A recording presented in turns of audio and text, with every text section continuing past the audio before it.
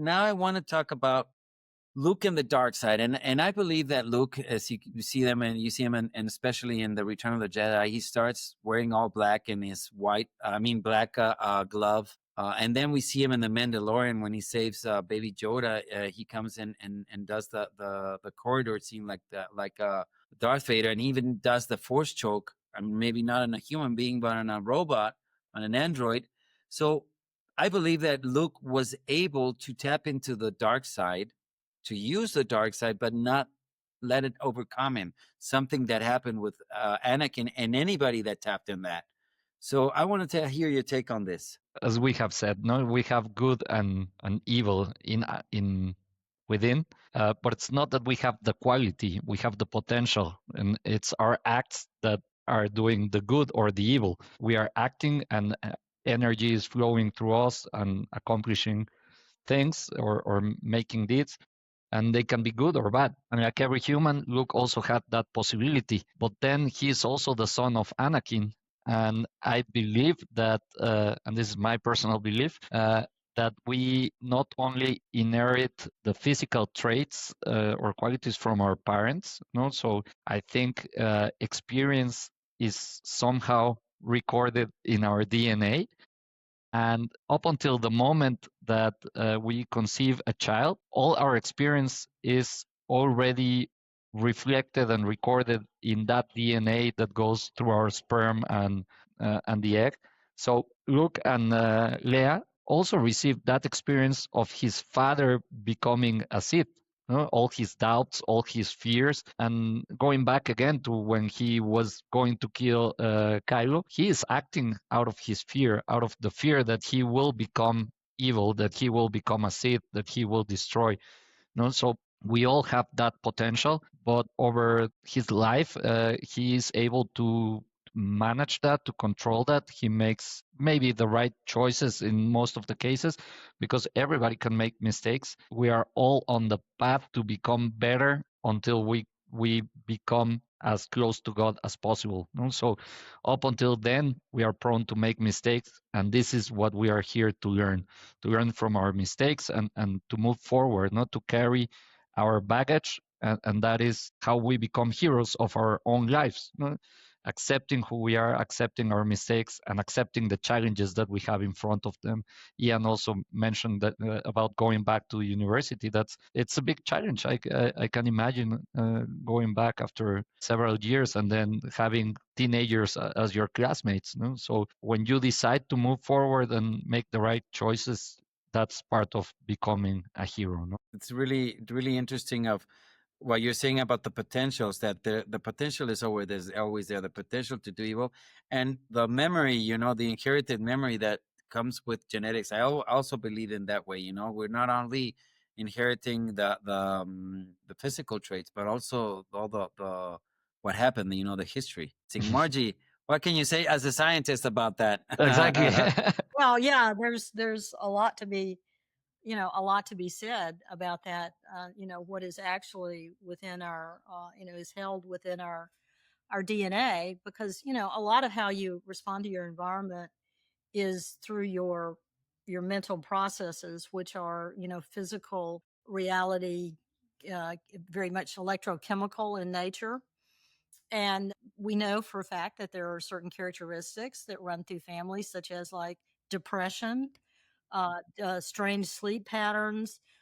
There's a form of familial narcolepsy that goes through families. Of course, we know there's some horrible genetic diseases that go through, but it's also, if you look at how, people perhaps make decisions or don't make decisions, and you'll hear a parent or a grandparent make notice of a child, and they'll say, they do that just like Uncle so and so, or they do this just like Aunt so, even down to like mannerisms or just like the things that they say or how they how they act. So there is a certain biological basis we sort of are just beginning to really understand, because we're beginning to understand a little bit more about the brain and how it works. And of course, it's through the brain that we experience reality and the physical world around us, and how we react. Some people are always going to run. Some people are always going to stand and fight. And then there's the ones that make the decision, to do either or what. And I think you made a very good point about that. But the thing about when you talk about Luke and his engaging enough with the dark side to do certain things, but he's certainly aware. I mean, let's face it, the emperor tried to was going to kill him if he didn't do it, and so he knew what it was. He had the perfect example of his father, and that if you go down that trail, even though his father, he forgave him, and he, the thing is that here was Darth Vader's like as evil a person as you can be. When Luke found out that he was his father, he never stopped loving him. Yeah. Yeah. Okay. And there's a life lesson there about, even though you don't agree with or approve of what another person is doing, it doesn't mean that you have to stop, or should you stop loving them. Loving them. Yeah. God never does. Okay. And so that was one of the, to me, that was like one of the huge, take home things from Luke.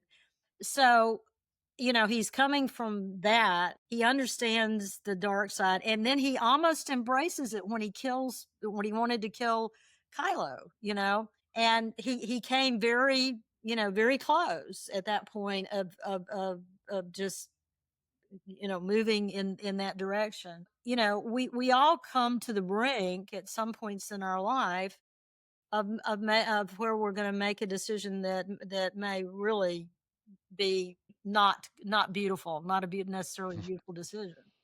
And we need to look at how he wrestled with that, okay? Because he still, this was his nephew. He still loved him. He loved his sister, okay?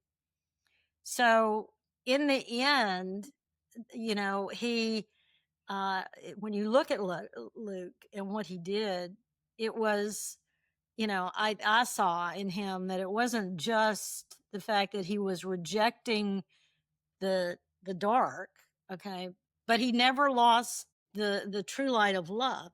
And if we can stay in that place, no matter what, I think that's what it ultimately saved him in the end from doing something really, really bad.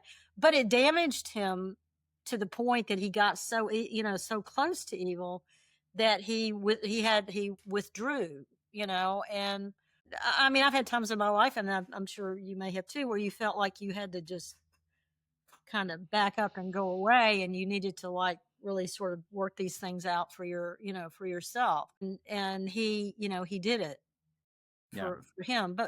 But we, there are positive ways to do this, and there's negative ways to do it. But, in the end, he redeemed, there was redemption for all. So, but it came out of love, it came. Yeah. Like you both were saying, it's always love that conquers. That it's always love that transcends. And what you were saying, Margie, that the moment that he understood that Darth Vader was his father, he embraced him. He didn't see him as an antagonist or his enemy, but he loved him. And eventually, that's what really, destroyed the emperor. Well, we see later that he was destroyed another way, but it was Luke changing his father, turning him back to the goodness. So everything is fulfilled. Mentioned genetics is, I think, the word that we were looking for when making decisions changes your DNA, which is what you pass on to your children. And that's a thing that people studied and essentially proven it's real. So there's that. The other thing I wanted to point out was we're talking about good and evil, and it reminds me of somebody made the point that you can't be good if you're powerless. You can only be harmless. To be good, you have to be capable of doing evil things, but choose not to. I think it's a good point to remember. You know, if you're harmless, then you can't be good. You have to first have the potential for evil and choose good. That's what makes you good. A good person is not a naive person. A good person is one that is capable of the most evil, but chooses not to. So Right. that's in a way what we were mentioning about the dark side and Luke. You know, that he was capable of that, but he chose not to. So that's important. Right. Well, and the other thing, when you mentioned that Luke, once he realized Darth Vader was his father, you know, maybe he understood him a little bit more, probably because he understood the darkness in himself and realized that his father, you know, he somehow saw good in his father. He mentioned that a couple times, that he saw good in his father. And so it was his ability to see that and basically save both of them.